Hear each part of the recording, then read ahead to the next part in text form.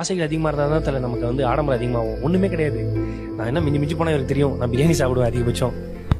Vijay TV KP Bala நிறைய மக்களுக்கு ஃபினான்ஷியலாக ஹெல்ப் பண்ணுறது நம்ம எல்லாருக்குமே தெரியும்.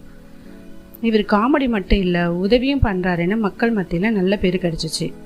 இந்த ஃபேமில் தான் பாலா அவர்கள் ரீசெண்டாக படத்தில் ஹீரோவாகவும் நடிக்க ஆரம்பிச்சிட்டு இப்படி போயிட்டு இருந்த நிலையில் பத்திரிகையாளர் திரு உமாபதியும் கூல் சுரேஷ் அவர்களும் கேபி பாலா மேலே நிறைய புகார்களை சொல்லியிருக்காங்க. அது என்ன சொல்லியிருக்காருன்னா, பாலா இந்தியாவுக்கு ஒரு பேராபத்தாக இருக்க போகிறாரு, அது சீக்கிரமாகவே நடக்க போகுது.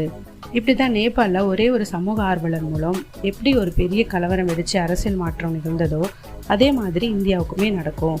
ஏன்னா பாலாவுக்கு பின்னாடி ஒரு பெரிய சதி திட்டமே இருக்குது. அது மட்டும் இல்லாமல் நீங்கள் யோசிச்சு பார்த்துருக்கீங்களா, பாலாக்கு எப்படி இவ்வளோ காசு வருது? அவர் கொடுத்த ஆம்புலன்ஸ் எல்லாமே ஒரு செட்டப். ஹாஸ்பிட்டல் கட்ட போகிறேன்னு சொல்கிறாரு, அதுக்கே தான் அவ்வளோ பணம். அவர் கொடுத்த 2 வீலர் ஆட்டோவில் எல்லாத்துலேயுமே நம்பர் பிளேட்டே இல்லையே, இதை நோட் பண்ணியிருக்கீங்களா அப்படின்னு நிறைய கம்ப்ளைண்ட் சொல்லியிருக்காங்க. இதுக்கு பாலா அவர்கள் ரீசெண்டாக ஒரு விளக்கம் சொல்லியிருக்கிறாரு. என்ன சொல்லியிருக்காருன்னா, இதை கேள்விப்படுறப்ப எனக்கு ரொம்ப அதிர்ச்சியாக இருக்குது. நான் கஷ்டப்பட்டு சம்பாதிச்ச பணத்தில் தான் ஹெல்ப் பண்ணுறேன். இதுக்கு பின்னணியில் யாருமே இல்லை, முடிஞ்சால் அதை தகுந்த ஆதாரத்துடன் நிரூபிங்க அப்படின்னு சொல்லியிருக்காரு. என் படம் ரிலீஸ் ஆனதுலேருந்து தான் இப்படியெல்லாம் பிரச்சனை வந்துட்டுருக்குது. நான் பண்ண எல்லா பண உதவிக்குமே என்னோட சொந்த உழைப்பே காரணம். அதற்கு ப்ரூஃப் என்கிட்ட இருக்குதுன்னு பாலா அவர்கள் விளக்கம் கொடுத்துருக்கிறாரு.